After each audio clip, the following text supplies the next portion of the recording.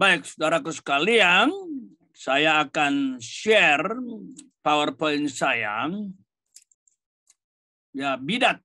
Ya, kita bahas soal bidat di era posmo.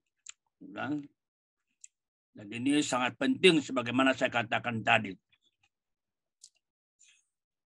Nah, ada dua hal penting dibahas dalam tema ini. Ya. Satu bidat, dua posmo.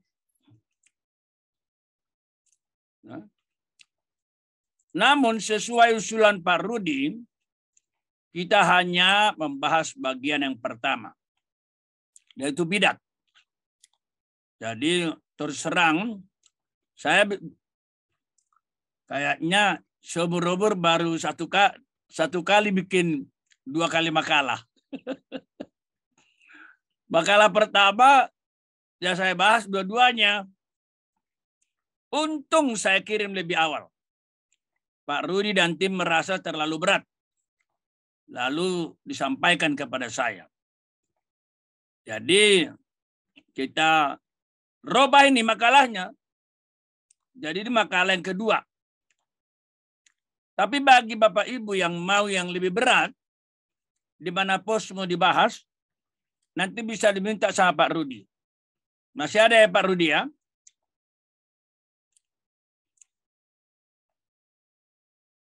Nah, kita mulai dengan firman Tuhan ini. Boleh saya minta bantuan Bunga Freeman membaca ini? Boleh, siap. Saya baca ya Pak ya. Silakan. Baik. Ngantar Rasul Paulus. Pertama, Galatia pasal 1 ayat 6 sampai 8.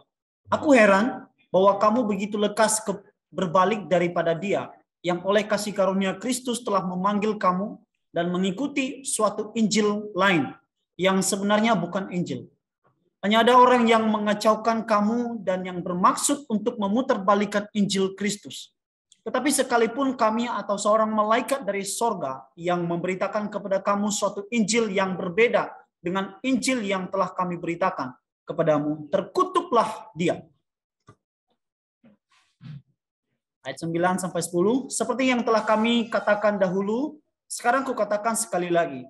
Jikalau ada orang yang memberitakan kepadamu suatu Injil yang berbeda dengan apa yang telah kamu terima, terkutuklah dia. Jadi, bagaimana sekarang? Adakah aku cari kesukaan manusia atau kesukaan Allah? Adakah aku coba berkenan kepada manusia? Sekiranya aku masih mau mencoba berkenan kepada manusia, maka aku bukanlah hamba Kristus. Iya, terima kasih. Luar biasa ya. Bapak Ibu tahu enggak? Dari 39 PL, 27 PB ya. Tahu enggak apa kitab kita yang pertama? Bunga Freeman tahu enggak? Perjanjian Baru. Gimana Pak? Sorry. Kitab pertama Perjanjian Baru ditulis tahu enggak? Galatia. Galatia, terima kasih. Ditulis kira-kira tahun 49 akhir. Ya. Nah, ini yang luar biasa. Kitab pertama kita adalah Galatia. Dan dimulai dengan ini. Aku heran. Dalam bahasa Yunani digunakan kata taumajo. Dan itulah present aktif, indikatif. Berarti apa? Continuously. Saya terus-menerus heran. Kenapa? Kamu begitu lekas. Takeos. Cepat banget. Bukan berlambat-lambat.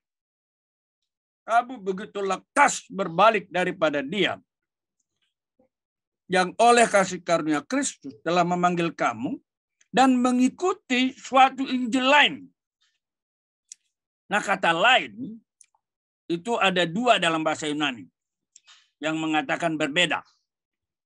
Pertama, berbeda dari sejenis. Misalnya, antara kucing dengan kucing itu berbeda, tapi sama-sama kucing. Tetapi antara kucing dengan burung itu beda.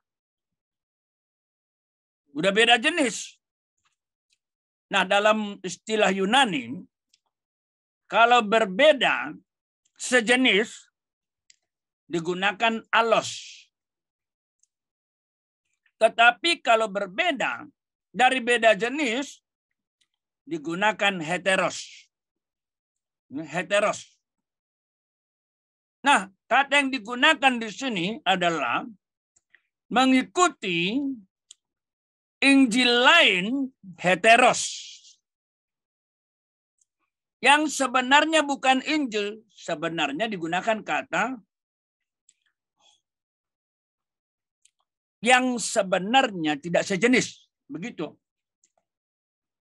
Uk estin alos. Begitulah bahasa Yunaninya. Bukan sejenis.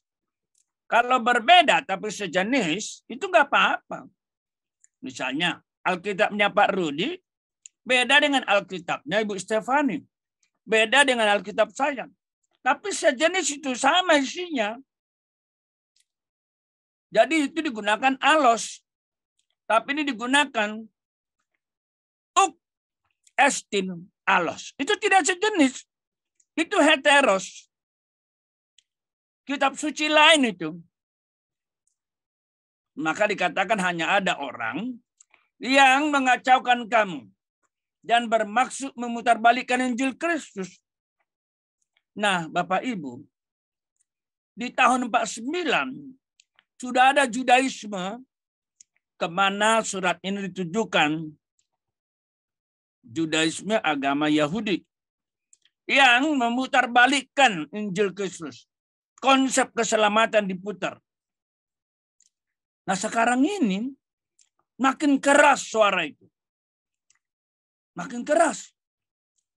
Mungkin sudah dengar juga di YouTube saya. Bagaimana dengan suara keras ada yang mengatakan Yesus tidak disalib. Yesus dirubah wajahnya. Yesus tidak pernah dikatakan mati untuk manusia. Nah, ini bagaimana ini? Tetapi kita lihat di sini peringatannya. Sekalipun kami atau seorang malaikat dari sorga memberitakan kepada kamu satu Injil yang berbeda, heteros, dengan Injil yang telah kami beritakan kepadamu, terkutuklah dia. Wow. Orang kira bisa bermain-main dengan Injil ya. Tetapi Tuhan berkata, terkutuklah dia. Kata yang digunakan di sini adalah let him be cursed. Atau anathema esto. Anathema berarti curse. Kutuklah bagi dia. Makanya sebenarnya saya sangat sedih kalau melihat pendeta-pendeta gagal. Bukan saja gagal setia sampai akhir, meninggalkan iman, malah menjelek-jelekkan, menyesatkan di agama barunya. Saya kasihan itu. Api neraka sedang menunggu mereka. Demikianlah kata penulis kitab Ibrani. Jangan meninggalkan melepaskan imanmu. Sebab besar upah yang menantinya. Demikian Ibrani pasal 10. Nah, diulang lagi. Seperti yang telah kami katakan dahulu, sekarang kami katakan sekali lagi. Jika ada orang memberitakan kepadamu satu Injil yang berbeda. Nah, ini Paulus seorang penulis yang sangat efektif. Sampai diulangi pada ayat yang berdekatan. Berarti sangat serius. Jadi bagaimana sekarang? Adakah ku cari kesukaan manusia atau kesukaan Allah? Adakah ku coba berkenan kepada manusia? Sekiranya aku masih mau mencoba berkenan kepada manusia, maka aku bukanlah hamba Kristus. Nah, dikatakan tadi saya bersyukur kepada Pak Mangapul, berani mengatakan kebenaran. Ya memang itu tugas kita hamba Tuhan. Kita tidak ada pilihan lain. Sekali lagi mari kita ingat, ini ditulis tahun 49 akhir kira-kira. tahun 49 akhir. Masih pertengahan abad pertama. Dan jangan lupa, ini ada kalimat ini. Sekalipun kami atau seorang malaikat dari sorga yang memberitakan kepada kamu suatu Injil yang berbeda. Di sini dikatakan Yesus mati. Di sana dikatakan Yesus tidak mati. Di sini dikatakan Yesus disalib. Di sana dikatakan Yesus nggak disalib. Maka dikatakan terkutuklah dia. Jadi, apa yang kita lihat di sini? Tidak menjadi soal siapa yang memberitakan. Kelompok kami kah? Atau bahkan malaikat dari sorga. Sekali lagi, tidak jadi soal siapa yang memberitakan.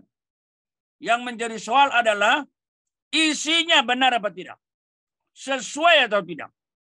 Kalau tidak, itulah bidat yang mau kita bahas itu. Alkitab sejak PL sampai PB memperingatkan adanya penyesatan. Makanya judulnya penyesatan adalah fakta. Bukan karangan. Saya sedih juga itu. Kalau saya menegur di YouTube saya, ini menyesatkan. Dari hari ke hari bicara mujizat. Minggu ke minggu bicara mujizat. Tepuk-tepuk sembuh. Ini apa ini? Apalagi kalau kita lihat Benny Hinn, salah seorang yang luar biasa kayanya di bawah kolong langit. Dan kalau nggak salah Benny Hinn sudah 3 kali datang ke Indonesia. Membludak yang datang. Mungkin ada 1,5 juta. 1 kali saya juga pernah ikut. Yang di Karnaval Ancol. Sama juga pendekatannya. Mujizat-mujizat juga. Tepuk-tepuk sembuh. Tapi beda sedikit. Kalau di sana bukan tepuk-tepuk sembuh. Dorong-dorong jatuh. Dorong-dorong jatuh sembuh.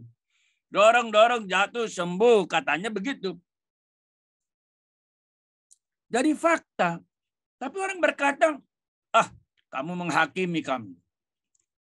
Loh, saya berkata, Alkitab sudah mengingatkan sejak PL adanya penyesatan. Tolong Bung Wafriman bantu saya membacanya. Baik, saya bacakan Pak. Yesaya pasal 3 ayat 12. Adapun umatku, penguasa mereka ialah anak-anak dan perempuan-perempuan memerintah atasnya. Hai umatku, pemimpin-pemimpinmu adalah penyesat, dan jalan yang kamu tempuh mereka kacaukan. Nah, perhatikan jelas kan? Penyesat.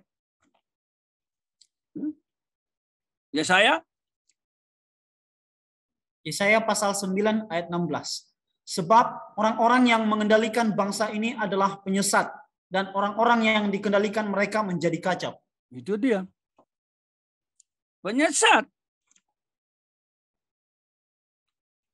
Perjanjian baru memperingatkan adanya penyesatan.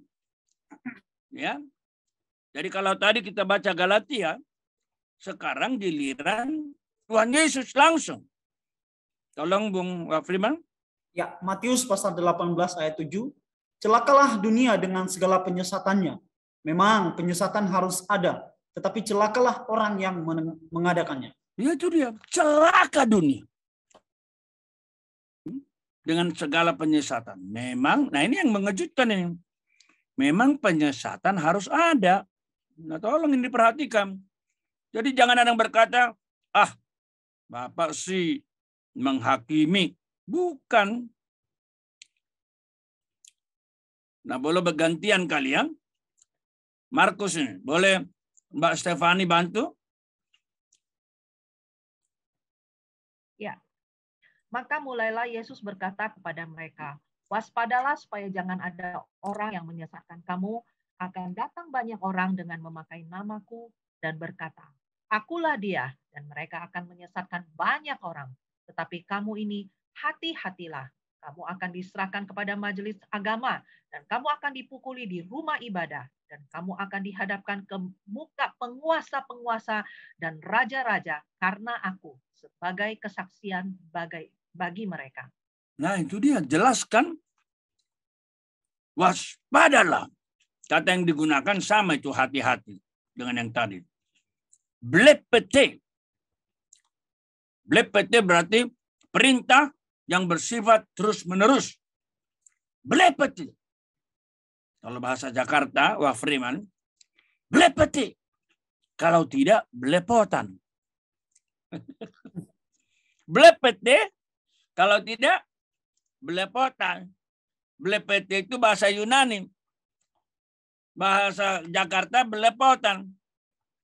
Jadi kita harus blepete. Kalau tidak, belepotan jadinya. Karena apa? Akan datang banyak orang memakai namaku. Nah ini yang mengerikan. Pakai nama Yesus. In Jesus katanya. Kan nama Yesus. Demikian juga Benny Hinn. Dalam nama Yesus. Tetapi dikatakan apa? Banyak orang memakai namaku. Dan menyesatkan banyak orang. Sengaja saya merah-merahin. Penyesatnya banyak. Akibatnya yang disesatkan banyak. Wajar. Apalagi dengan adanya macam-macam YouTube sekarang. Tetapi kamu ini hati-hatilah. Kamu akan diserahkan kepada majelis agama. Kamu akan dipukul di rumah ibadat. Kamu akan dihadapkan ke muka penguasa-penguasa. Dan raja-raja. Karena aku. Sebagai kesaksian bagi mereka. Perhatikan frasa atau kalimat, banyak orang datang memakai namaku dan menyesatkan banyak orang. Jadi, penyesat bukan hanya ada, tetapi banyak. Akibatnya apa? Banyak yang disesatkan. Apalagi kalau yang menyesatkan pendeta. Ada jemaatnya. Penyesatan yang dimaksud di sini bukan sekadar adanya ajaran yang keliru atau lemah. Dalam hal ini semua kita pasti memilikinya. Kita sedang menuju kedewasaan rohani. Efesus 4:13.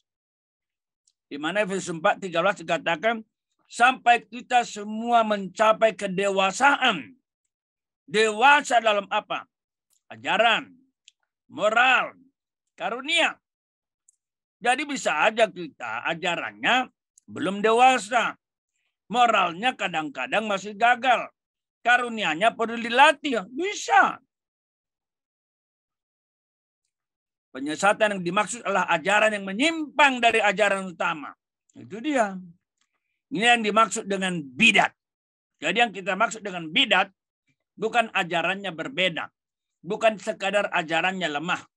Tetapi ajaran yang berbeda itu telah menyimpang dari ajaran utama.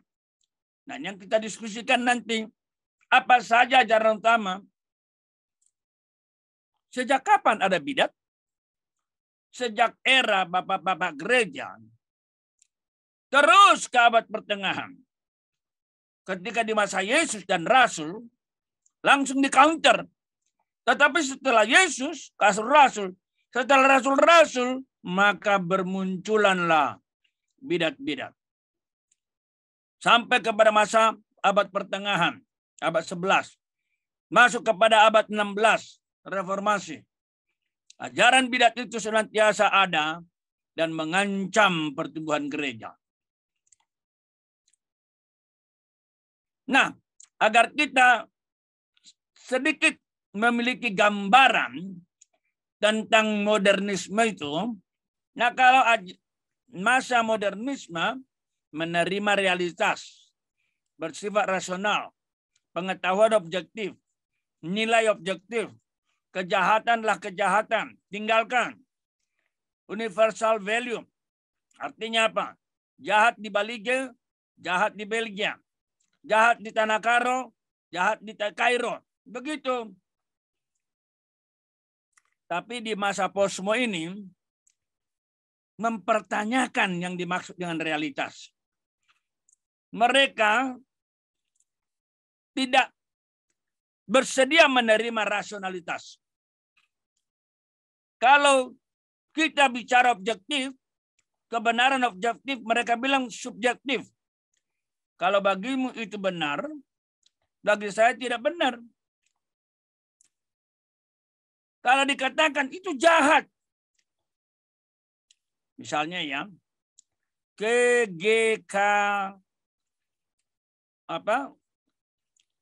gereja di PIK.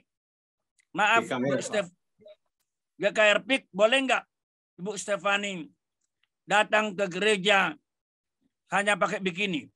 Wah, bidat itu Pak. Nggak boleh kan? Nah, tapi mungkin kita tidak perlu heran lagi. Sekarang ada gereja yang pendetanya maaf telanjang, jemaatnya juga telanjang.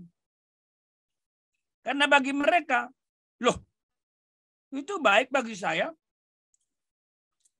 Waktu saya di Hawaii mengikuti satu kebaktian, itu pendetanya pakai jeans, pakai t-shirt. Ketika membawakan berkat, bukan berkat seperti yang biasa. Setelah ngoceh-ngoceh, oke, ibadah selesai, enjoy your time, begitu aja dia. Oh begitu toh. Jadi nilai jadi individual, bukan lagi universal. Nah, dalam kondisi inilah kita bicara bidat-bidat itu makin mengerikan. Ada satu ungkapan yang terkenal. What you believe determines how you live. Bagaimana kepercayaanmu, begitulah gaya hidupmu. Kalau misalnya kita berkata, berpakaian rapi ke gereja itu bagus. Bukan hanya mulut kita memuji Allah. Cara berpakaian kita juga harus memuliakan Allah. Nah, maka kita berpakaian seperti itu.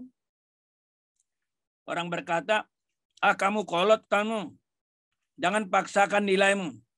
Ternyata tidak.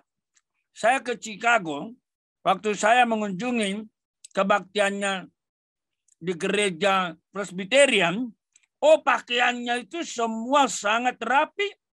Nggak ada yang namanya you can see. Nggak ada itu. Kelas itu.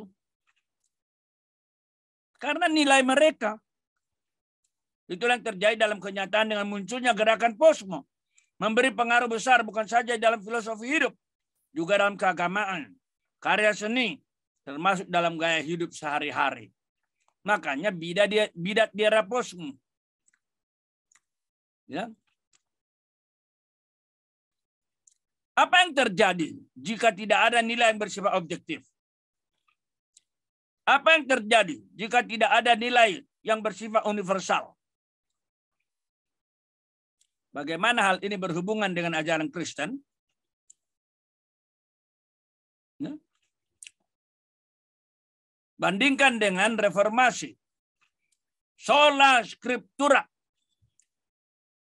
Hanya berdasarkan Alkitab. Nah, kalau kita berkata, itulah nilai universal. Mereka bilang, itu kan menurut lo. Itu kan menurut reformasi. Mengapa gua mesti diatur oleh Martin Luther? Nah, sudah. Selesai. Kita berkata Alkitab sebagai kanon. Artinya apa? Kalau dikatakan Alkitab kanon, berarti kanon itu berarti apa? Ukuran. Misalnya, kalau kita berkata meja ini berapa? Kalau misalnya Pak Rudi berkata 1,20 meter. Mbak Stefani berkata, enggak. Itu 1,10 meter. Pak Freeman berkata, enggak. Itu 80. Nah, siapa yang benar? Daripada ribut, ambil meter. Lalu ternyata 97. Nah, semua pandangan berhenti. Karena apa? Udah ada meter. Nah, itulah Alkitab kalau dikatakan kanon. Apa kata Alkitab? Itu yang benar. Itulah istilah kanon. Nah, sekarang bidat masih menerima enggak? Nah, dari Alkitab kita tahu Yesus Kristus sebagai satu-satunya juru selamat. Tetapi ada gereja sekarang berkata, iya, Yesus juru selamat. Tetapi, nah itu dia. Tetapi, nanti lihat itu, saya punya dialog dengan ada orang yang jago juga. Dia berkata, iya Pak, tetapi, nah itu saya berkata, tetapinya ini yang bikin masalah. Kita bicara dosa. Dan dosa turunan, Roma 3:23. Mereka menolak. Itu dulu. Kita bicara universal value. Dan mereka tidak menerima. Kita bicara surga dan hidup kekal. Mereka bilang, apa itu surga? Apalagi ada istilah, apa itu? Surga di bawah telapak kaki, ya gimana katanya? Jadi masalah. Nah, munculnya bidat, ajaran sesat, ya kita lihat bidat di sekitar Alkitab. Ya, nanti kita diskusikan lebih jelas, tapi saya sebut eranya saja, areanya. Apakah Alkitab masih kanon? Nah, kan Bapak Ibu masih salah seorang yang terkenal, udah ratusan ribu, tapi tiba-tiba kena kasus, maaf, esek-esek. Kayaknya dia lagi nggak aktif sekarang ya, Wah Freeman ya? Ya, pemantauan saya beliau udah nggak aktif ya, Pak. Nah, itu dia. Nah, dia mengatakan apa? Apaan itu bapak-bapak gereja itu? Padahal Alkitab ini disusun bapak gereja. Nah, bidat di sekitar dogma Kristen. Allah Tritunggal. Nah, sekarang Allah Tritunggal sudah dipertanyakan. Nggak ada itu Allah Tritunggal. Bidat di sekitar Kristologi. Sudah jelas dikatakan. Yesus Allah sejati, manusia sejati. Sekarang, baik orang gereja, baik non gereja, mereka mempertanyakan. Nggak ada itu Yesus Allah. Yesus hanya manusia. Maka ada teman membalas di, mungkin bukan Bunga Freeman ya, daripadanya Mama Tu katanya. Jadi makin besar Roh Kudus. Siapa Roh Kudus? Orang ini berkata, seperti Anda bicara keselamatan. Keselamatan pasti milik kita. Akan selamat, tapi sudah selamat. Orang berkata, berarti keselamatan karena berbuat baik. Nah ini ya, free love, tinggal beres. Bidat di dalam relasi antar sesama.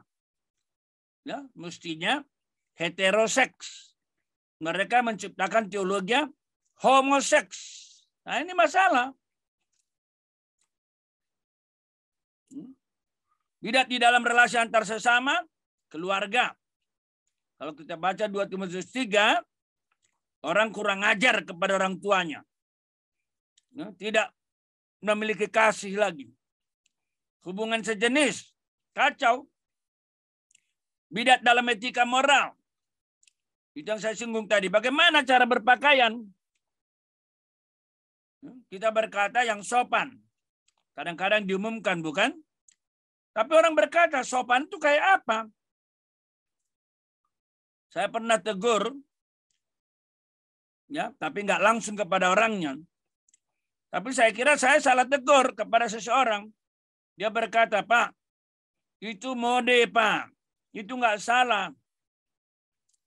Saya berkata, kalau mode kan mesti sesuai juga kesopanan. Dia jawab apa?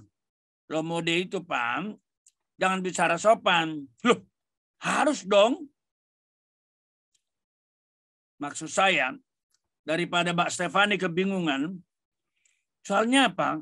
Cewek ini kadang-kadang demi model-model kan bikin kita laki-laki kesetrum kan, gemetar kan?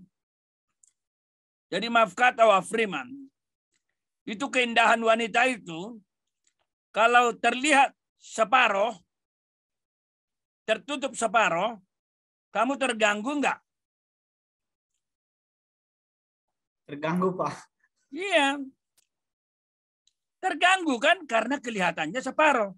Coba semuanya terbuka, kan nggak terganggu.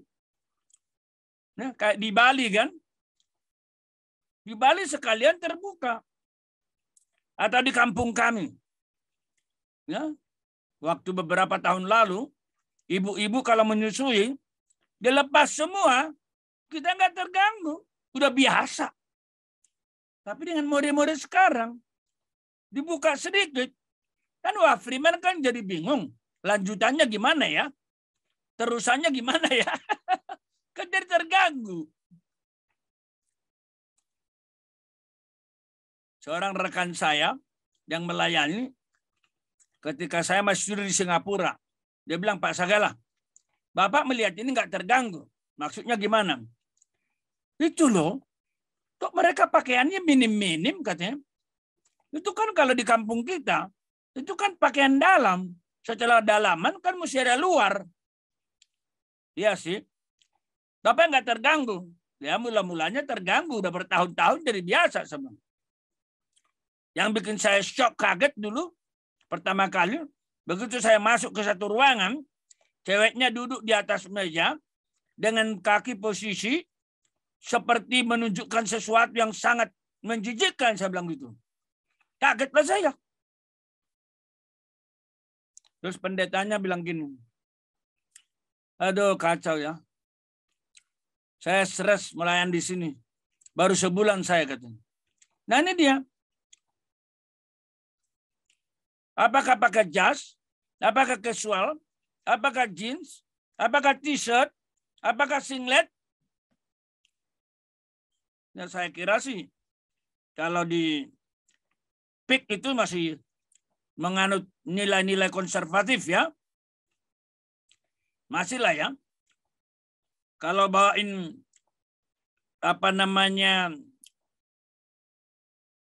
berkat, nggak boleh pakai t-shirt ya. Gimana Wah Freeman?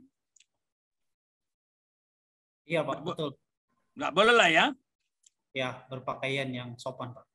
Sopannya itu apa? Karena nanti nilai-nilai sopan ini nggak jelas ini. Sopan ini seperti apa? Ukurannya. Hanya Bustep Pak. Ya? Hanya Bustep. Ada kan ukuran sopan kalian kan? Ada Pak, ada. Misalnya, kalau majelis hari Minggu mesti gimana?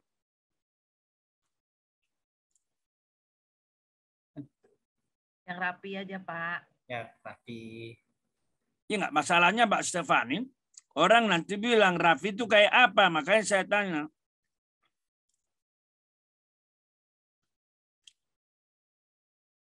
Karena kalau kita bicara dalam nilai-nilai yang berbeda, rapi itu beda Mbak Stefani.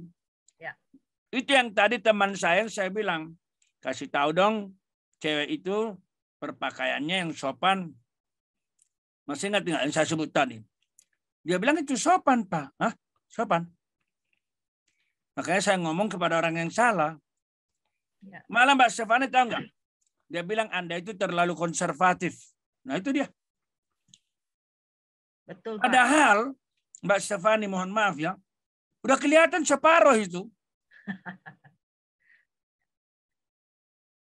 Masalahnya itu masalah culture, Pak. Kalau di luar negeri, orang beribadah, pergi ke gereja, dia masih bisa pakai t-shirt, masih pakai sendal. Tetapi kalau kita lihat di negara kita sendiri, kalau kita mau ke gereja, kita kok pakai sendal kok kayaknya nggak enak gitu loh, Pak. Kita mesti pakai baju tuh rapi, nggak berani pakai t-shirt gitu. Tetapi ketika di luar negeri, kok kita lihat orang tuh pakai baju tuh biasa banget gitu loh. Tapi tergantung Mbak Stefani. Itu yang saya bilang tadi. Waktu saya ke Chicago itu, berpakaiannya kurasa persis kayak Presbyterian yang di Cinere. Ya. Ada yang namanya terbuka sedikit-sedikit. 1/5 pun nggak ada. Begitu. Dia di atas itu. Di atas bagian penting itu. Nah, berarti beda kan? Beda. Pakaian mini, bikini, naked. Mbak Stefani pernah lihat nggak ibadah yang naked? Belum pernah ya? Belum, Pak. Jangan. Bahaya. Saya pernah dikirimin teman. Waktu saya di Inggris, betapa terkejutnya saya. Halaman depan straight itu, majalah koran harian itu, ada 5 lantai mall. Rupanya lagi ini pameran kosmetik yang indah. Mbak Stefani tahu nggak? 5 lantai itu, di tangga-tangga itu, ratusan cowok cewek berdiri perfectly naked. Wah. Itu bulan Maret tahun 2003. Kaget saya. Nah ini dia. Makanya Posmo itu mengajarkan apa? Well, if you think that is good, that is for you. Nah, ini yang saya tulis ini. Ciri-cirinya apa? Boleh Bung Wafriman baca ciri-cirinya? Boleh, Pak. Ciri-cirinya pertama, menyimpang dari ajaran Alkitab. Makanya, ini ciri-cirinya. Menyimpang dari ajaran Alkitab. 2, menyimpang dari ajaran bapak-bapak gereja, teolog pertengahan, teolog reformasi, meremehkan mereka. nah, Bung Wafriman mulai melihat nggak? Ada pendeta-pendeta yang meremehkan bapak-bapak gereja. Ya, betul Pak, banyak sekali. Terutama Itu yang... Padahal mungkin ya, Bung ya, mereka yang malas kan belajar kan. Nggak tahu teologi Calvin, nggak tahu teologi Martin Luther, nggak tahu John Wesley. Malah dijelek-jelekin. Katanya John Canfield itu setan. Martin Luther itu setan. Kacau banget. Nah, kita yang belajar teologi ya, udah belajar Alkitab jungkir balik, tapi sejauh mana benar? Kita harus cocokkan Bapak Gereja. Bagaimana pemahamannya? Kita harus lihat di teolog pertengahan. Kita pelajari teolog reformasi. Makanya saya bersyukur Bung Wafriman, Pak Rudi, saya bersyukur ketika saya memiliki satu set bukunya The Theology of Martin Luther. Wah, senang banget saya. Jadi kita menghargai. Yang ketiga, Bung? Yang ketiga, lebih menekankan pengalaman dari ajaran. Nah, itu dia. Makanya saya sedih Bung Wafriman kalau bilang udah lama ikut kanal saya. Di sana nggak sedikit berkata, udah Pak, udah tua, jangan ajaran melulu. Apa pengalamannya? Bisa nggak bikin mujizat? Aduh, kasihan. Jadi mereka berhasil menyesatkan jemaatnya. Tanda-tanda ajaib, spektakuler dalam pendekatannya. Show off, pamer. Coba Bung Wafriman. Kalau kau berdoa, orang sembuh, baiknya divideokan atau nggak usah divideokan? Nggak perlu Pak, sebaiknya. Kenapa nggak perlu? Ya, kita kan melayani Tuhan bukan untuk show off. Ya, Nah, itu sekarang, tergantung. lalu bagaimana tanggapannya Bung Wafriman dengan video-video itu? Ya, saya menilai juga secara pribadi, ya ini lebih ke ini Pak, lebih ke show off ya, melihat dirinya bukan lagi Kristus yang dilihat jadinya. Tapi ya kalau kita tanya pun ke beliau ya, pasti dia akan bilang bukan begitu. Ya, tapi kalau kita ukur dengan pengajaran, benar kan yang kita bahas? Ya. Self-oriented, bukan Christ center. Itu dia. 2 Timotius 2 berkata apa? Kristus yang kami beritakan. Bukan diri kami. Kalau bidat itu lihat aja itu. Seperti Benny Hinn itu. Tapi sekarang pernah nggak baca, dengar videonya Benny Hinn? Dia mengaku dia salah. Udah banyak orang saya sesatkan katanya. Pernah nggak? Bung Wafriman. Secara langsung saya nggak pernah melihat, tapi saya pernah dengar informasi bahwa memang demikian. Beliau pernah mengakui bahwa lihat dia aja salah. Lihat aja di kanal YouTube kita. Kalau Pak Rudi gimana Pak Rudi? Iya, harusnya minta maaf ya bahwa itu bertentangan dengan Alkitab ya Pak. Pernah dengar videonya Benny Hinn minta maaf? Oh belum ya Pak, saya belum. Iya. Money oriented, coba. Pernah nggak mengetahui hartanya Benny Hinn berapa banyak? Dia punya kondominium, dia punya jet pribadi.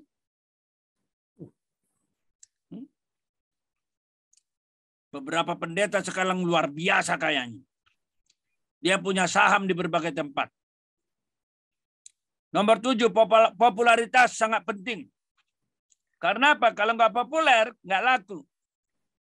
Saya tidak tahu Pak Rudi dengar nggak salah seorang pendeta besar sejak 20 tahun yang lalu, kalau diundang, dia punya minimum charge sudah ada. Pernah dengar nggak itu? Iya, pernah Pak. Nah itu dia.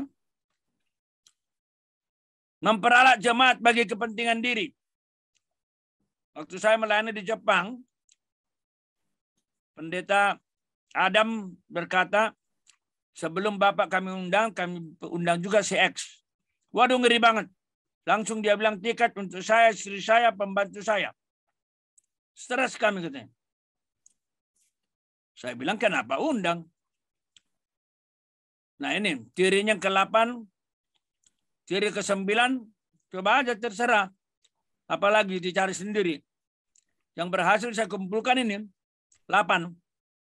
Memperalat jemaat bagi kepentingan sendiri.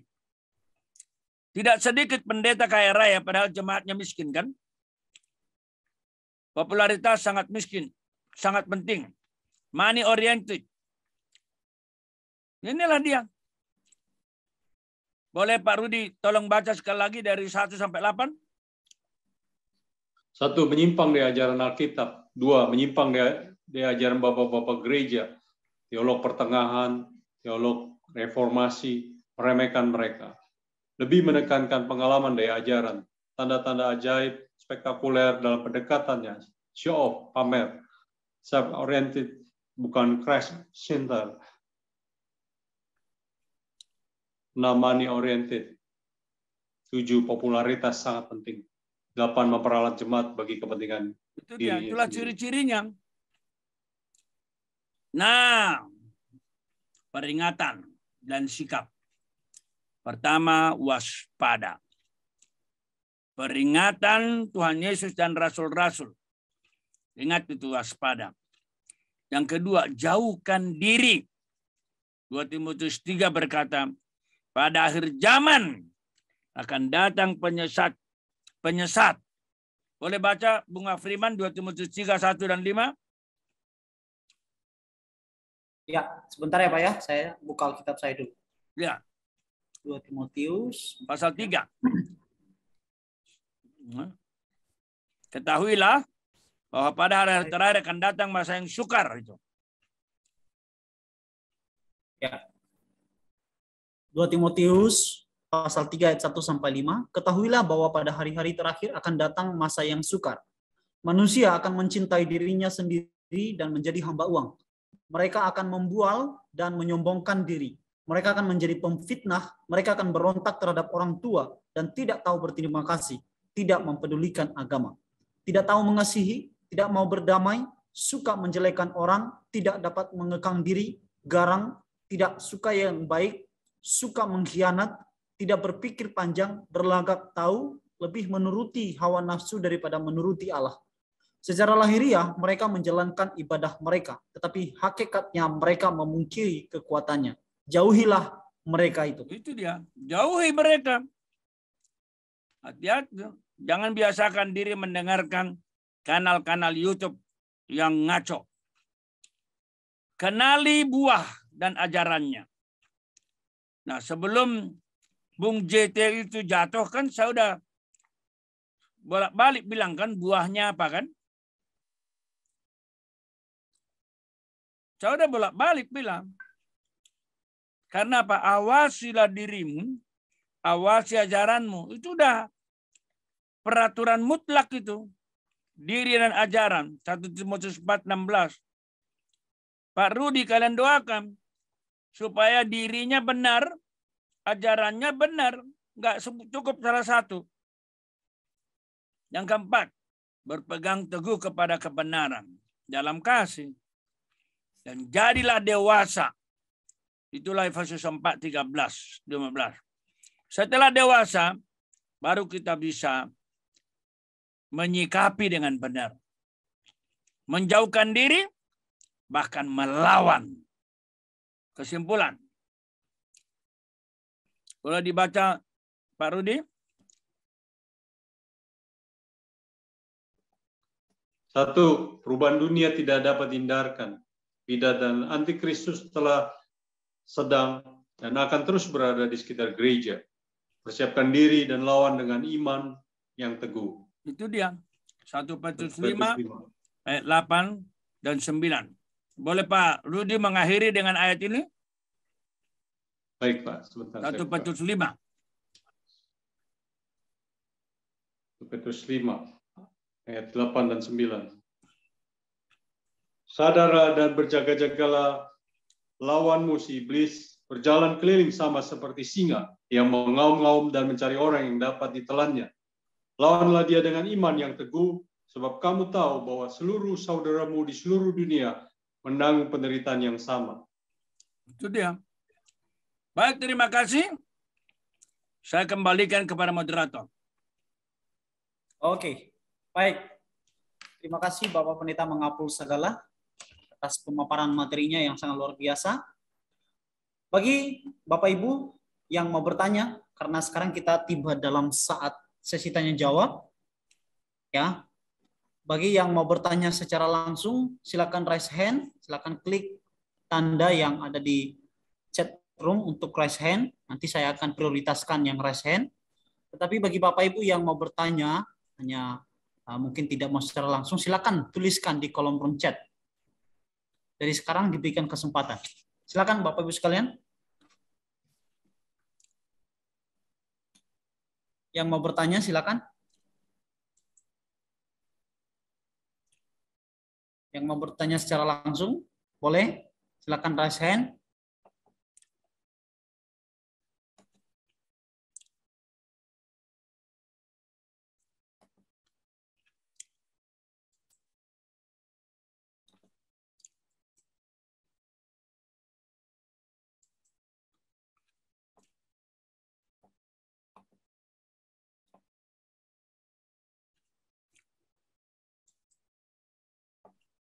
Oke.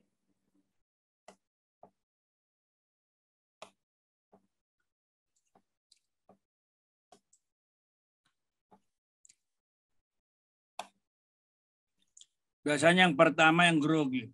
Harus dimulai dari moderator atau dari majelis. Oh iya ya, begitu ya Pak ya. Ya, biasanya begitu. Oke. Nah ini ada pertanyaan aja mengenai mungkin Bapak pernah mendengarkan juga sedang bertebaran sekarang di media sosial Pak tentang gereja Allah Maha Kuasa atau gereja Tuhan yang Maha Kuasa Pak. Saya nggak pernah dengar loh. Oh gitu. Seperti apa itu? Jadi ini ada satu pengajaran di mana ini dari China yang mengatakan bahwa Yesus Kristus sudah datang kali yang kedua dalam bentuk wanita. Ya, kalau kita uji dari Alkitab berarti salah dong. Iya. Iya kan? Salah.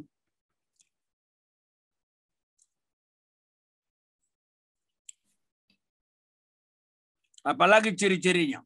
Seperti apa lagi? Berarti menyimpang dari Alkitab kan? Menyimpang dari ajaran gereja kan? Betul, memang sudah menyimpang. Dia ciri-cirinya pertama memang dia mencoba untuk memanipulatif. Kalau saya lihat ya, gereja Tuhan yang Maha Kuasa ini mencoba untuk memanipulatif, memakai ayat-ayat Alkitab kita untuk menarik member baru. Lalu kita dimasukin di grup mereka, dan mereka punya kitab sendiri ternyata setelah itu, Pak. Makanya kan, jadi ciri-cirinya tadi kan harus diuji kan, saya katakan kan, menyikapinya kan. Harus diuji. Uji dengan ajaran Alkitab. Uji dengan ajaran Bapak Gereja. Uji dengan ajaran teolog-teolog reformasi sampai masa kini. Makanya nggak ada jalan pintas. Coba misalnya ini. Bunga Freeman, lihat nggak buku ini? Ya, saya punya itu, Pak. Cuman terjemahan Indonesianya, Pak. Ini kan salah satu aja ini kan. Ya. Kalau pendeta nggak punya ini, kasihan kan? Ya. Kasihan. Saya pernah tanya itu Bung JT. Buku apa kamu baca? Kamu udah pernah baca ini? Dia bilang apa? Apa itu? Lalu dia angkat buku. Abang udah pernah baca ini? Apa itu? Ternyata Alkitab. Ya Alkitab pastilah. Saya bilang gitu. Bung Afrima, Bung Rudi punya ini. Kelihatan nggak? Art saying the Bible. Coba. Ucapan-ucapan yang sulit dalam Alkitab. Coba. Ada. Coba ini. Jadi, ucapan-ucapan yang sulit dalam Alkitab setebal ini. Jadi kalau kita banyak nggak mengerti, wajar nggak? Wajar kan? Tapi kita yang belajar teologi ya, Kalau kita nggak ngerti, tanya dosen, tanya teman, tanya buku. Makanya ketika teman-teman non-Kristen sok tahu, saya mengatakan, lu mesti belajar dari gue. Jangan debat sama saya. Kalau dengar tadi itu mengenai tanya jawab, apa itu siapa Yesus? Masuk itu kan seorang kan. Lalu dia mau mengajarin, dengar baik-baik. Kamu jangan lari kemana-mana. Lalu dia bilang, dari mana Yesus Allah? Loh, saya berkata, gini aja deh. Yesus mengampuni dosa. Yesus membangkitkan orang mati. Jadi siapa dia? Tahu nggak Bunga Freeman bilang apa? Masa gara-gara mengampuni dosa jadi dia Allah? Lalu saya berkata, emang Nabi kamu mengampuni dosa apa? Iya katanya. Ini macam-macam aja. Akhirnya saya kick out. Kamu mengampuni dosa enggak? Bisa kata. Loh. Jadi kaget juga saya. Ini masal ngomong aja. Enggak ada gunanya ikut di Zoom saya. Saya kick out. Nanti lihat itu. YouTube saya mengenai siapakah Yesus. Tanya jawab dengan non-Kristen. Ada beberapa itu. Ada lagi yang masuk. Dia bilang gini. Itu Markus itu kan ada yang panjang Pak. Ayat 9-20. Itu dasarnya manuskrip apa? Tahu nggak Bung Wafriman? Saya bilang gini. Anda ngerti nggak manuskrip? Ngerti. Katanya. Apa itu manuskrip? Dia bilang gini. Jelasin aja Pak. Loh. Nanti kalau saya jelasin, kamu nggak ngerti gimana? Kamu ngerti nggak manuskrip? Lalu dia bilang apa? Nggak ngerti, Pak. Oke. Jadi kacau, Oke, baik kan? Pak. Ini ada chat masuk pertanyaan di saya. Dia berkata demikian Pak. Saya tidak perlu sebut namanya lagi ya karena dia kasih secara pribadi. Coba tanya, bagaimana pendapat Bapak tentang gereja yang berkata ke jemaatnya bahwa tanda kita sudah disertai oleh Roh Kudus adalah jika kita bisa berbahasa roh. Apakah itu termasuk sesat atau tidak, Pak? Sekarang kita kembali menguji kepada Alkitab. Ya. Coba kita baca sekarang. 1 Korintus pasal 14. Ya. Jadi semua bukan menurut Pak Mangapur Sagala, bukan, nggak boleh. Ya, saya tunjukkan ya. Kita lihat sekarang dari 1 Korintus pasal 14. Ya. Terima kasih atas pertanyaannya ya. 1 Korintus pasal 14. Saya tunjukkan buat kita. Ini pertanyaan-pertanyaan ini.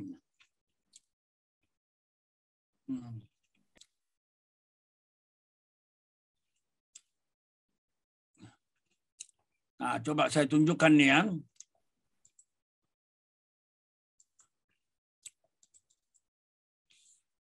Coba ayat 27, boleh Bung Afriman bantu? Oke. Baik Pak, sebentar ya. 1 Korintus 14 ayat 27. Jika ada yang berkata-kata dengan bahasa roh, biarlah 2 atau sebanyak-banyaknya 3 orang. Seorang demi seorang dan harus ada seorang lain untuk menafsirkannya. Iya. Jadi dikatakan seperti ini. Lalu kalau kita baca nanti mundur ya. Ayatnya yang kedua terus sampai dengan 22. Silakan 22. Ya, 22 ya. Karena itu karunia bahasa roh adalah tanda bukan untuk orang beriman, tetapi untuk orang yang tidak beriman. Sedangkan karunia untuk bernubuat adalah tanda bukan untuk orang yang tidak beriman, tetapi untuk orang yang beriman. 23 lebih gawat lagi kalimatnya. Jadi, kalau seluruh jemaat berkumpul bersama-sama dan tiap-tiap orang berkata-kata dengan bahasa roh, lalu masuklah orang luar atau orang-orang yang tidak beriman, tidakkah akan mereka katakan bahwa kamu gila? Jadi gimana menurutmu? Hah? Kita baca lagi nih, 1 Korintus 12. Ya, coba kita baca nih. Ayat 7. Ayat 7. Tetapi kepada tiap-tiap orang dikaruniakan penyataan roh untuk kepentingan bersama. Iya. Lalu 8. Sebab kepada yang seorang roh memberikan karunia untuk berkata-kata dengan hikmat, dan kepada yang lain roh yang sama memberikan karunia berkata-kata dengan pengetahuan. Terus? Kepada yang seorang roh yang sama memberikan iman, dan kepada yang lain ia memberikan karunia untuk menyembuhkan. Iya. Seorang yang lain. Ayat 11. Ayat 11, tetapi semuanya ini dikerjakan oleh roh yang satu dan yang sama, yang memberikan karunia kepada tiap-tiap orang secara khusus, seperti yang dikehendakinya. Yang dikehendaki siapa? Dikehendaki Tuhan kan? Ya, Tuhan. Nah ini pertanyaan dari Rasul Paulus. Jawabnya apa ini? 29, mulai dari 28. Pak ini deh, ganti deh, Pak Rudi. Kasihan Bang Afriman. Mulai dari 28, Pak Rudi.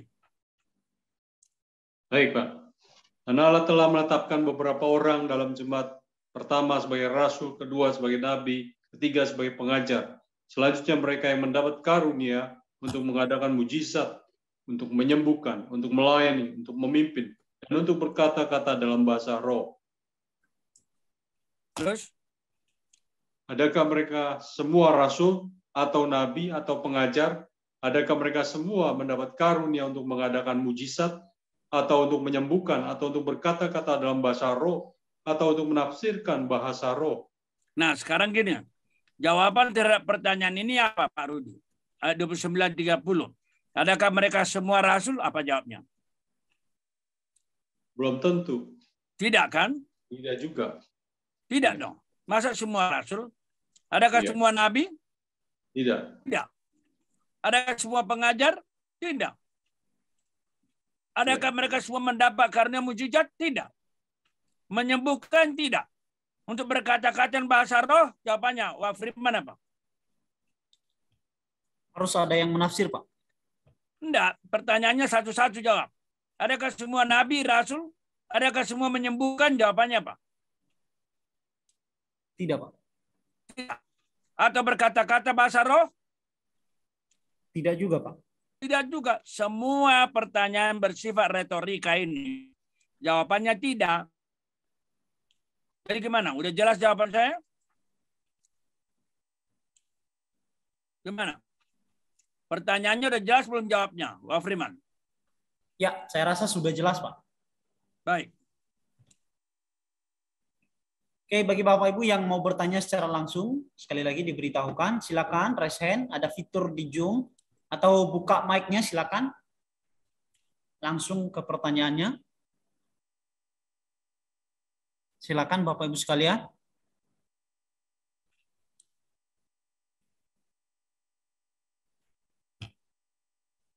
Ada yang mau bertanya secara langsung, silakan.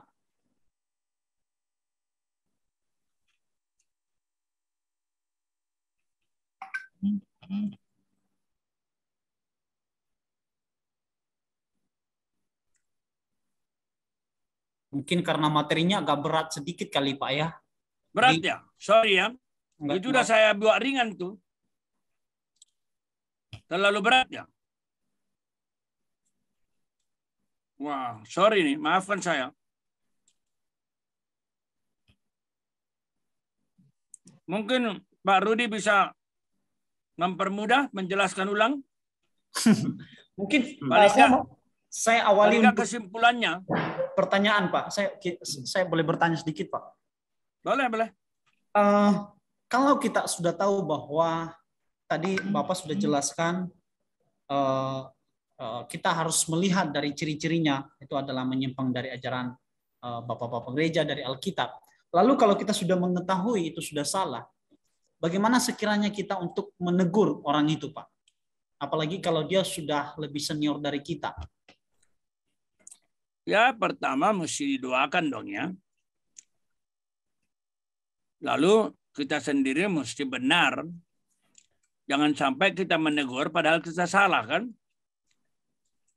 Nah kalau kita lihat prinsip Efesus tadi yang kita kutip, kita dikatakan harus berpegang teguh kepada kebenaran, tapi dalam kasih kan.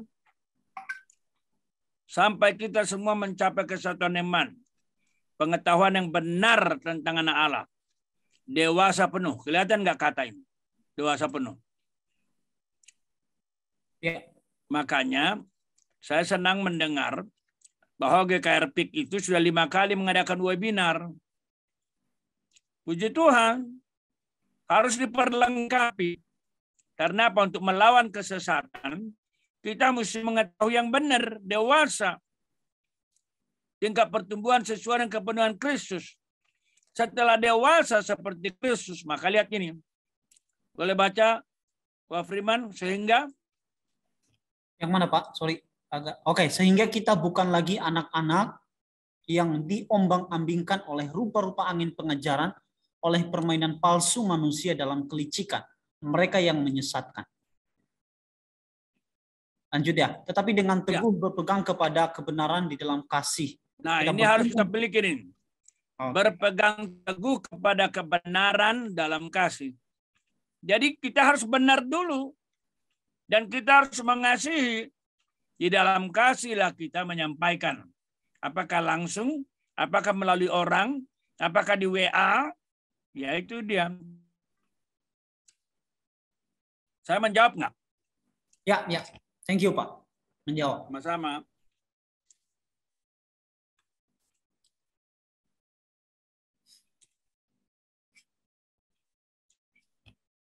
Kelihatannya Bung Tius dari tadi serius banget.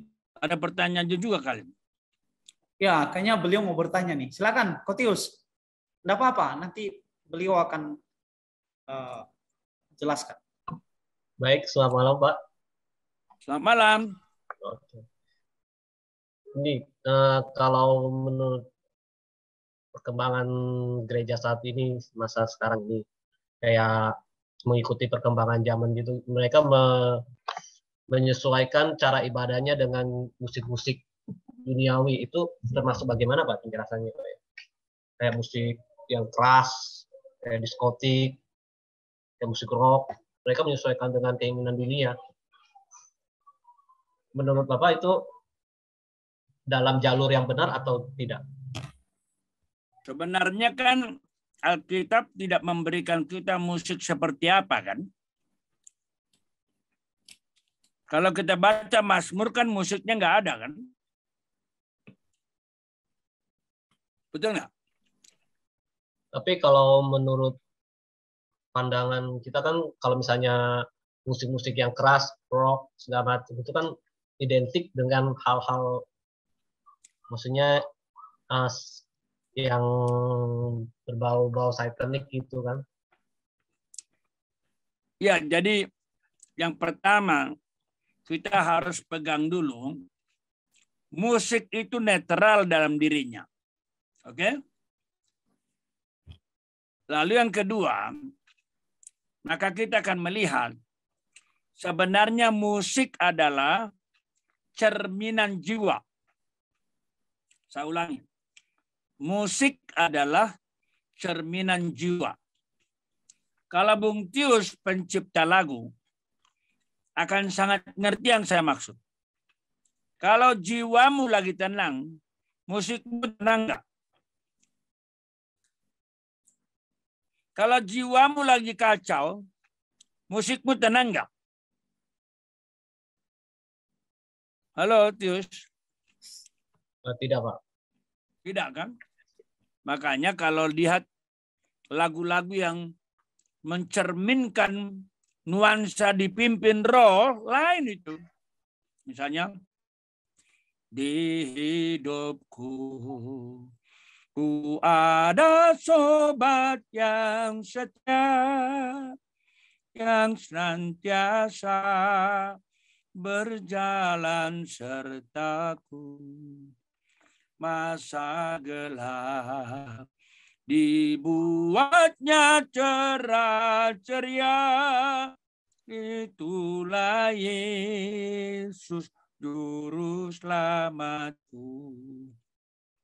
Ku tak gentarkan jalan yang naik turun, lewat lembah dan gunung yang terjal karena Tuhan berjat. Nah itu lagu itu kan bagus kan? Lagu itu bagus. Nah cuman masalahnya nanti Tius, kalau jemaat kalian mulai dari sekolah minggu nggak pernah diajar musik yang bagus, nanti semua musik jadi bagus. Tapi kalau Pak Indra dan kawan-kawan sudah mendidik musik yang bagus, lain. Anak saya, Bung Tius, nggak perlu saya teriakin musik yang bagus seperti apa. Udah terbiasa mereka. Ada orang berkata kan, orang-orang muda nggak suka him kan. Anak saya justru suka him. Ini yang bagus katanya. Memang sebelumnya, mereka seperti terima semua musik. Pusing juga sih. Mereka mau yang serba keras. Tapi kemudian mereka bandingkan. Nah sekarang mereka saya lihat lebih suka musik-musik yang berbau him itu. Nah ada perbandingan gitu loh. Tapi di atas semuanya, yang penting airnya. Dan apakah dengan nuansa musik itu, imannya bertumbuh? Jangan hanya goyang-goyang kan. Sama seperti misalnya hard rock metal. Atau misalnya house of music. Nah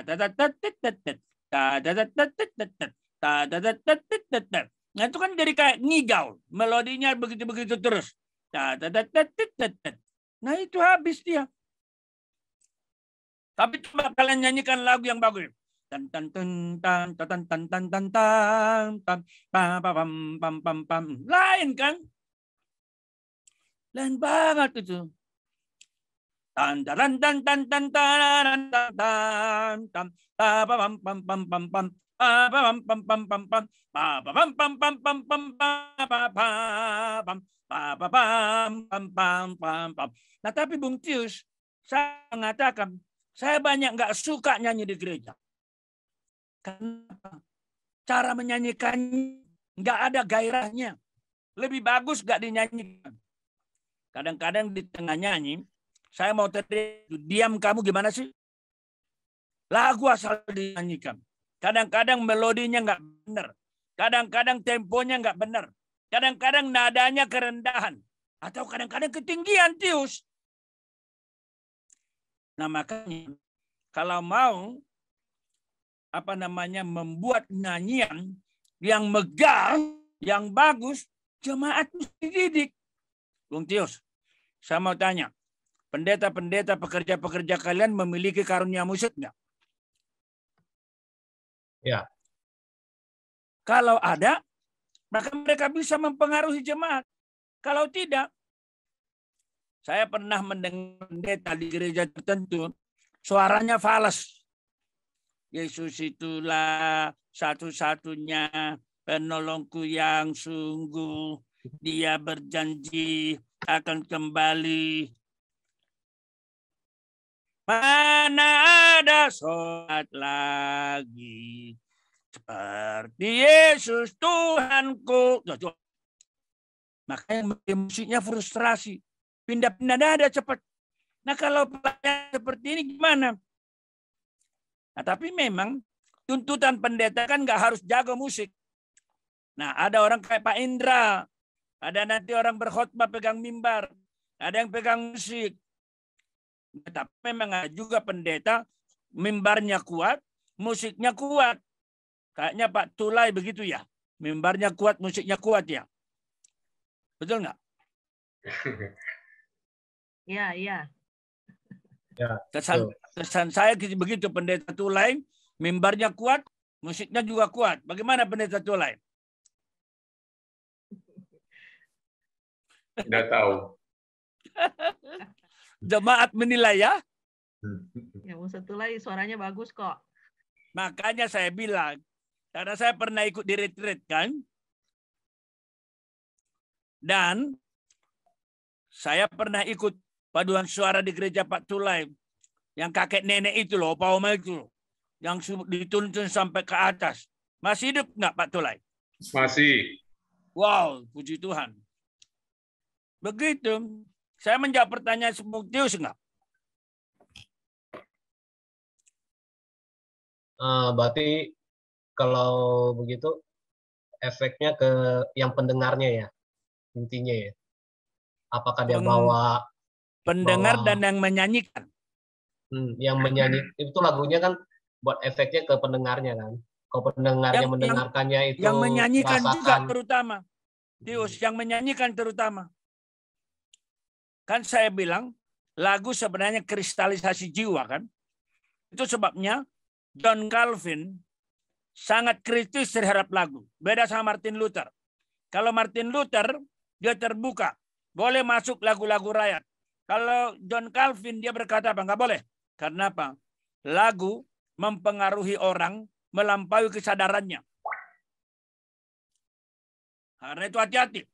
John Calvin hanya mengizinkan lagu-lagu yang dari kitab Mazmur itu dinyanyikan. Makanya tradisi GKI itu dinyanyikannya Mazmur itu kan.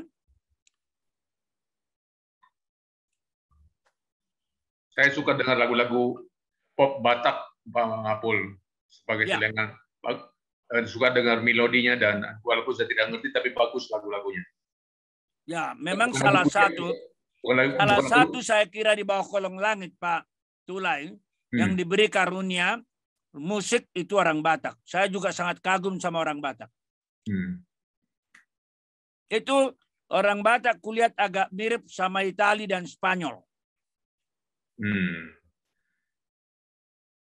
Memang udah dari sononya Pak. Iya, iya. Kalau saya sekarang dengar lagu-lagu baru, saya kagum luar biasa. Saya kan nggak begitu tahu lagu baru, Pak. Lagu-lagu lama saya tahu. Tapi mendengar lagu barunya, wow, hebat banget ini lagu, saya bilang. Iya. Masing-masing punya karunianya, Pak. Gereja Chinese pintar cari duit. Kurang pintar bikin lagu. Gereja Batak pintar bikin lagu, tapi nggak pintar cari duit. Oke. Makanya Pak Tulai pernah dengar nggak Putri Ayu dibawa ke Cina? Belum dengar. Oh iya, dia menyanyikan lagu Butet tapi dalam bahasa Cina. Oh iya iya iya. Sungsang, sungsing, sungsang, sungsang, gitu loh. Wah, sambil diiringi oleh tarian-tarian background dari penari-penari pemuda-pemudi Chinese. Wah, kalau nggak salah di mana? Itu di Shanghai atau di Fuji atau di mana itu? Kaget saya.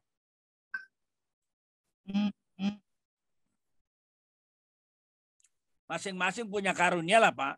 Ya. Yang penting berusaha yang terbaik. Ya, betul. Setuju. Oke, baik. Apakah Kotius sudah menjawab, Kotius? Kira-kira? Oke, baik. Sebenarnya ada yang masuk satu pertanyaan lagi, Pak. Cuman sepertinya pertanyaan ini lebih ke soteriologi. Ya, saya meminta nanti Bapak nilai apakah Bapak bersedia untuk menjawabnya atau tidak. Saya bacakan saja ya Pak ya. Takut si penanya juga merasa kok saya nggak dibacakan pertanyaan saya. Tapi penilaian saya ini lebih ke soteriologi. Shalom, selamat malam. Semua bisa kita. Oke, baik. Shalom, selamat malam Pak. Izin mohon jawab. Suaramu hilang-hilang timbul. Oke. Sekali lagi, mohon jelaskan dalam kitab Yohanes pasal 3:16 karena begitu besar ya. Dan Roma 2 ayat 16 sampai 16, apakah hanya orang Kristen yang diselamatkan atau untuk semua orang? Nah, tadi saya bilang sebenarnya ini tidak terlalu relevan dengan tema kita yang berbicara soal pengajaran sesat. Ini lebih ke soteriologi, Pak. Tapi bisa juga, Wah Freeman. Bisa juga ya. Karena apa? Bidat mengatakan seperti saya singgung tadi, ya Yesus salah satu juru selamat, yang lain juga. Tapi ada juga mengatakan Yesus bukan juru selamat, tetapi melalui ini. Jadi pertanyaannya adalah Yohanes 3:16 tadi, Roma pasal 2. Bukan hanya orang Kristen yang selamat, orang percaya. Nah Kristen kalau nggak percaya gimana? Kan Yohanes 3:16 berkata apa?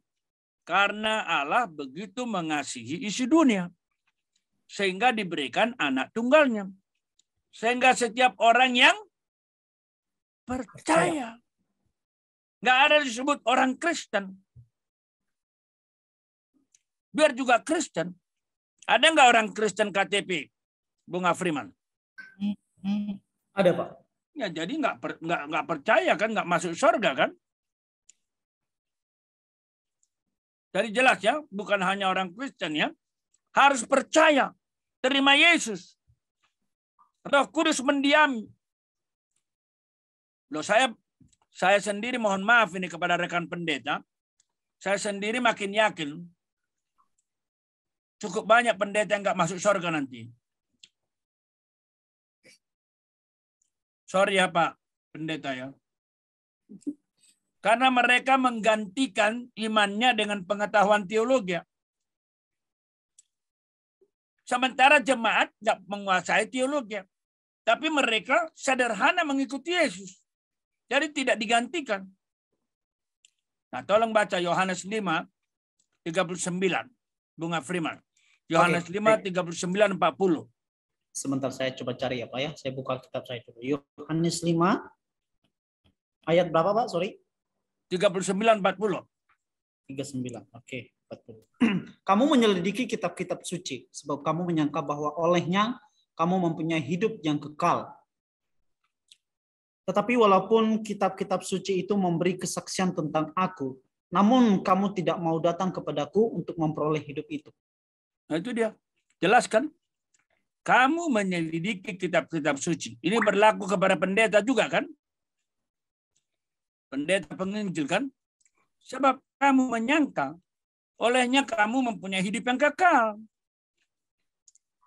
Coba. Menyangka. Apa yang disangka?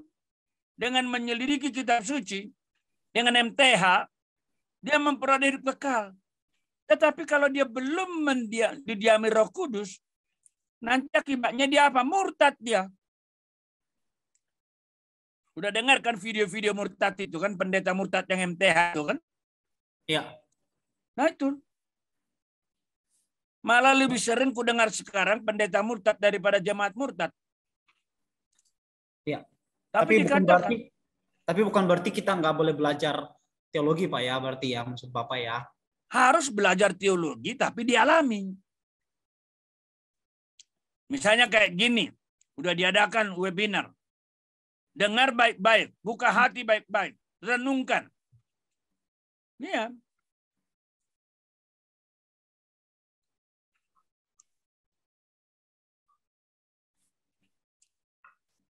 Jawab terus terangannya, kalau ikut webinar seperti ini, banyak kamera-kamera ditutup.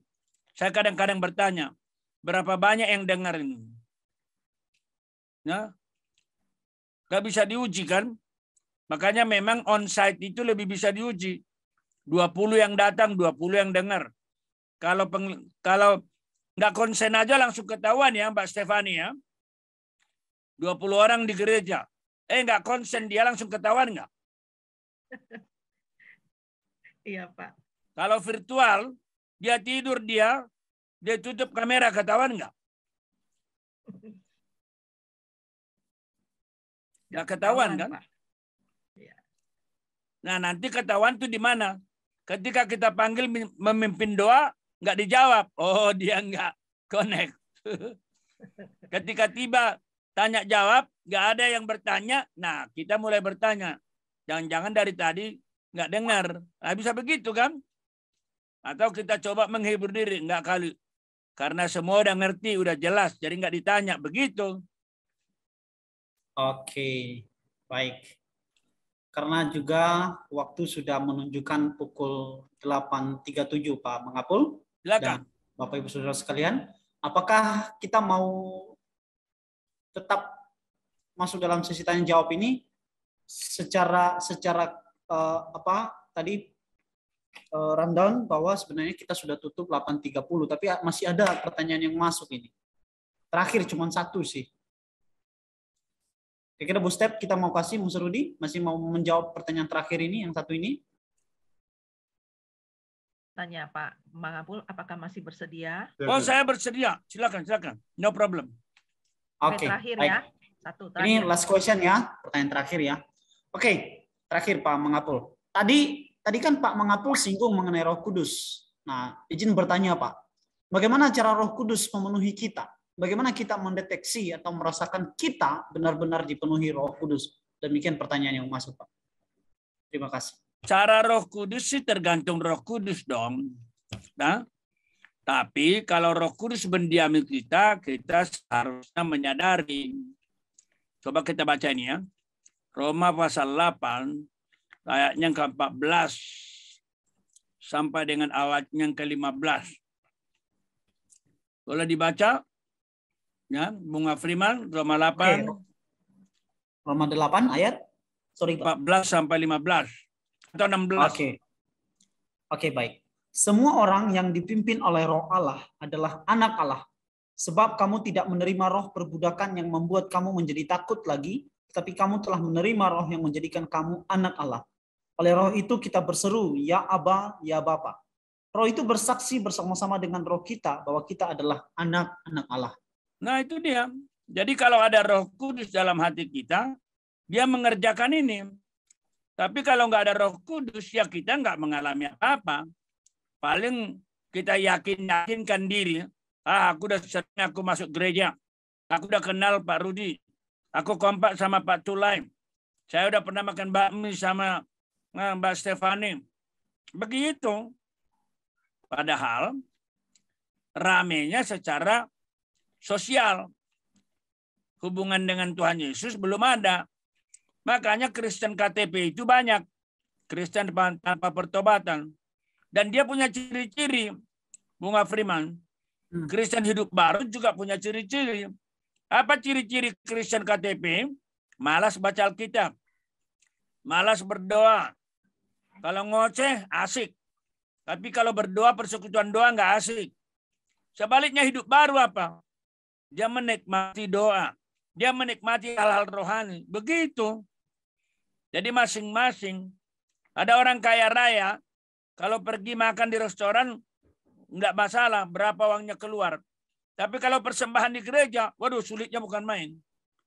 Begitu. Dari semua itu kelihatan.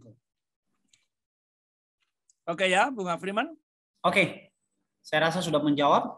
Terima kasih Mangapul atas jawaban-jawaban terhadap pertanyaan-pertanyaan dari semua pertanyaan seluruh jemaat yang ada saat ini. Sekarang kita akan masuk di dalam warta atau pengumuman untuk webinar selanjutnya dan kegiatan. Kita doakan dulu ya. Oke, silakan. Ya betul. Doa penutup ya, dulu. Kita berdoa dulu ya. Supaya apa yang kita bahas menjadi berkat, terutama masalah batin. Mohon kesediaan Pak Tulai, sahabat saya, sahabat lama, boleh menutup dalam doa. Tuhan Yesus, kami sangat bersyukur kepadamu untuk webinar yang sangat penting di malam hari ini, agar kami boleh memiliki wawasan dan memahami tantangan iman Kristiani yang tidak mudah yang sedang dihadapi gereja dan orang percaya dewasa ini, yang menyelewengkan akan firman Tuhan, yang menyelewengkan Injil yang murni, supaya kami sebagai orang percaya terus berpegang teguh pada ajaran-ajaran Kristen yang murni, yang ortodoks, sehingga kami tidak goyah, tidak diombang-ambingkan dengan pendapat-pendapat yang menggugurkan, yang mendegradasi iman kami, supaya dengan demikian ya Tuhan kami mau kokoh berdiri, bahkan bertumbuh dewasa dalam iman percaya kami, bahkan boleh menjadi saksi bagi orang lain, bahkan menolong orang-orang yang dalam keraguan, menolong orang-orang lain yang mungkin sudah mulai menyimpang, agar mereka boleh kembali kepada ajaran yang benar. Terpujilah namamu ya Tuhan, memberkati hambamu yang setia, Pendeta Dr. Mangapul Sagala, yang kau telah urapi dan pakai untuk membagikan berkat yang begitu besar bagi kami, terus pakai sebagai alat Tuhan, jadi berkat bagi banyak orang, baik secara online, secara onsite, yang sangat dibutuhkan pada zaman ini.